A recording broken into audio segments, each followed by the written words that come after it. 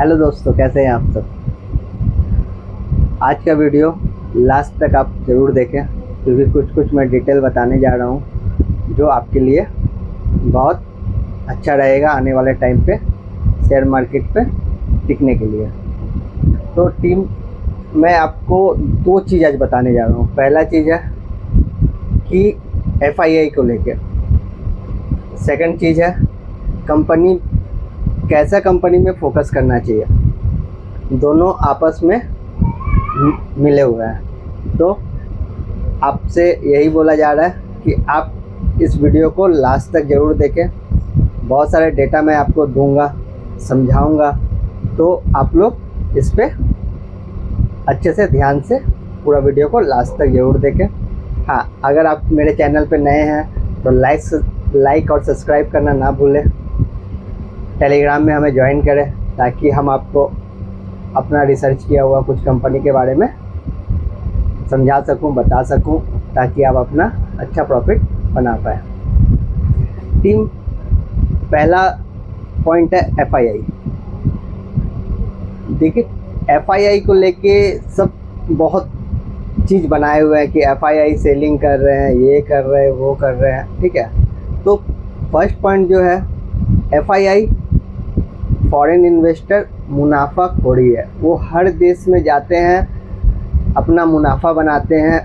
जो मार्केट गिरा हुआ रहता है उस पर पोजीशन बना के मुनाफा बनाते हैं और वहाँ से सही टाइम पे प्रॉफिट बना के निकल जाते हैं। ठीक है,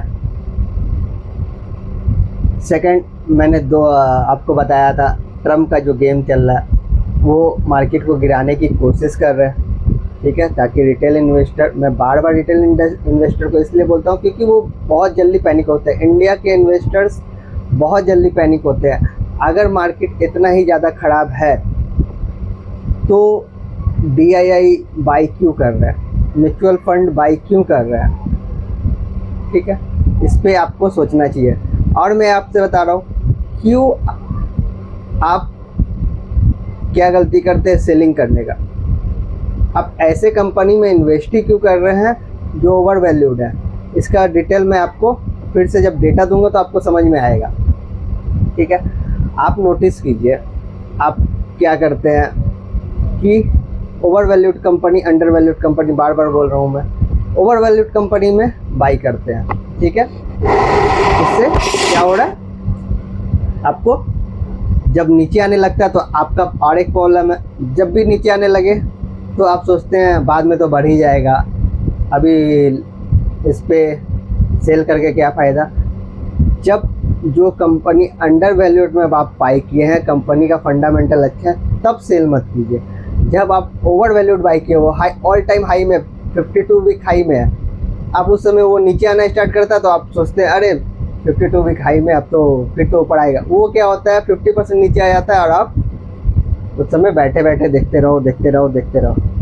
अब ऐसा नहीं होता है कि मिडिल पॉइंट का ही बहुत कंपनी है वो भी वहाँ से नीचे आना स्टार्ट होता है। तो ये सब प्लानिंग है जो मार्केट पे चलती रहती है। तो मैं पहले बात कर रहा था एफआईआई मुनाफाखोरी के बारे में। ठीक है, अभी जितना भी लोग हैं, टीचर्स लोग हैं जो समझा रहे हैं कि एफआईआई सेलिंग कर रहा है, मार्केट में बहुत प्रेशर है, आपको मैं एफआईआई का डेटा देता हूँ, कुछ मंथ का, कुछ ईयर का। ठीक है, आपको समझ में आएगा कि भाई एफआईआई आज नहीं बेच रहे हैं, वो बेचते ही आ रहे हैं। इससे मार्केट पे ज़्यादा प्रेशर नहीं बन रहा है। ठीक है, तो रिटेल इन्वेस्टर माथा में इसको डाल लीजिए कि एफआईआई की वजह से मार्केट गिरती है, इसका ओनली चांसेस 20% है।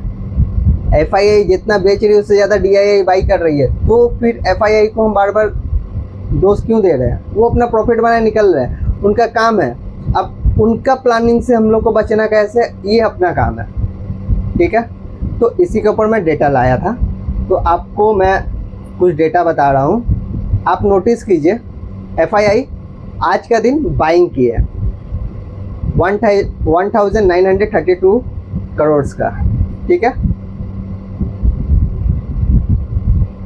पूरा अगस्त का डेटा देखिए, 14,000 करोड़ का उन्होंने सेल किया है। आज 22 है, ठीक है। उसमें भी कुछ कारण है जो आप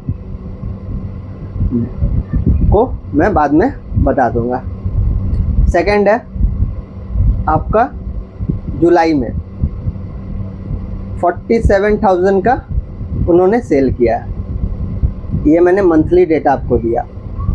अगस्त अभी कुछ दिन ही निकला है, आज 8 तारीख है, मतलब 1 वीक 2 वीक के आसपास निकला है।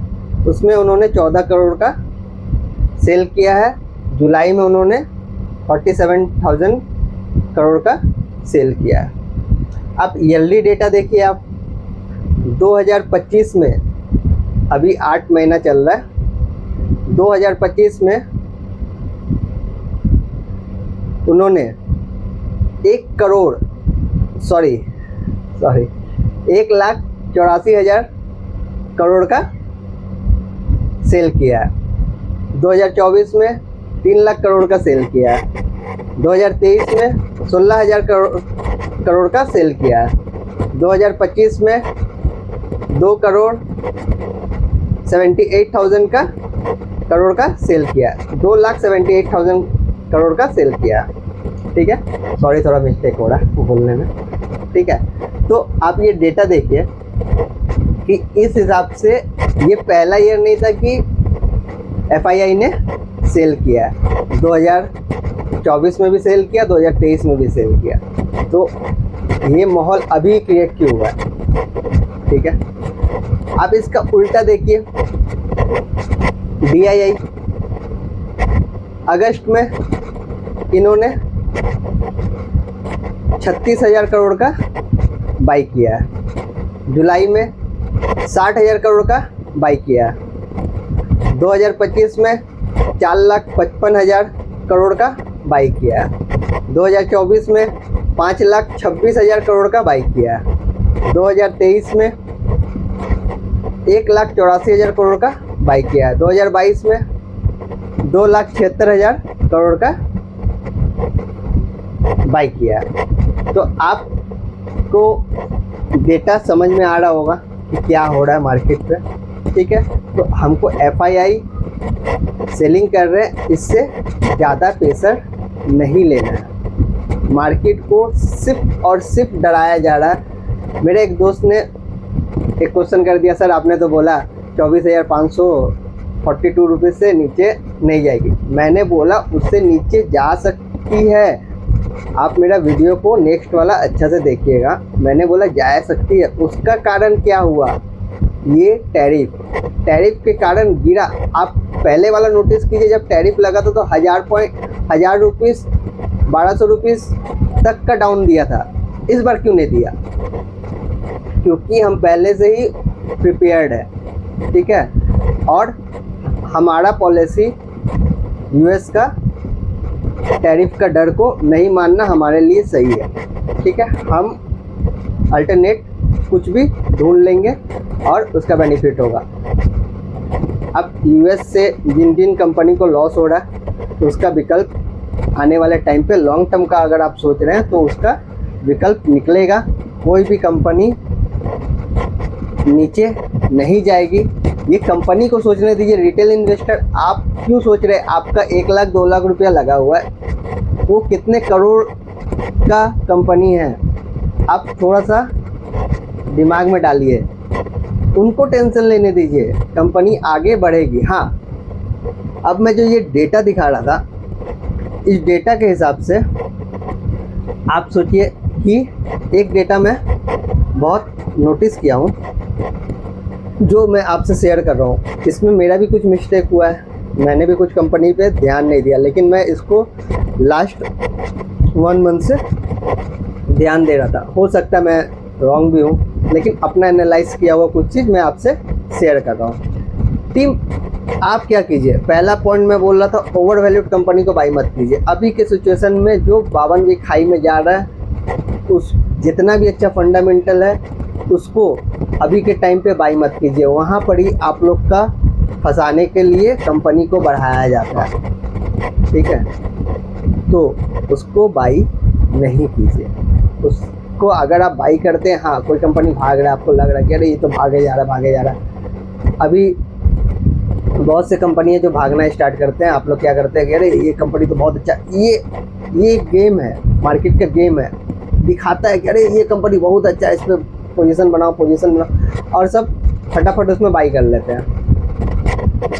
आप लोग, मैंने बहुत से जो मेंबर्स मेरे पास आते हैं पूछते हैं, मैंने मैक्सिमम मेंबर्स का यही गलती देखा है, आप लोग को भी पता है, यही गलती आप बार बार करते हैं। आप नोटिस कीजिए, अपना पोर्टफोलियो में चेक कीजिए, आप किस कंपनी में फंसे हैं जो ऑल टाइम हाई में था।